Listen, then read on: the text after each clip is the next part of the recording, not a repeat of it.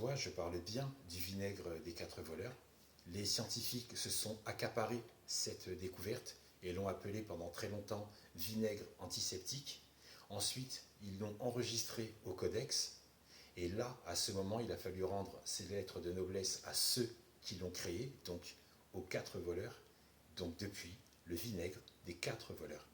Enregistré en 1748 au codex de la pharmacopée, c'est-à-dire le registre, l'encyclopédie qui recense les poisons, les formules de ce type, les plantes aromatiques à usage thérapeutique.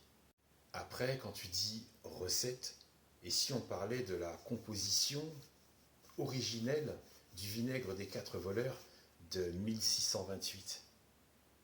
Il est composé d'absinthe, de sauge, de romarin, de feuilles de menthe, lavande, roseau, cannelle, clous de girofle, noix de muscade, ail, camphre, d'acide acétique cristallisé qui lui aussi macère dans de l'acide acétique. À savoir, ne prends jamais ce type de vinaigre. Garde-le pour les tâches ménagères.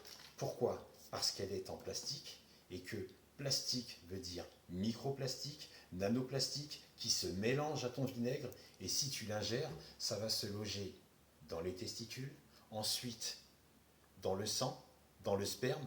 C'est un cancer généralisé programmé à éviter. Et quelle que soit la boisson, pour ta santé, évite toute forme de bouteille en plastique. Donc, pour cette formule, je te recommande donc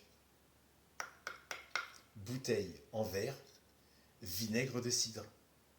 Et je t'expliquerai pourquoi, dans une autre vidéo, pourquoi le vinaigre de cidre. Tous les ingrédients sont disponibles et faciles à trouver, excepté l'absinthe, qui est interdite en France depuis 1915.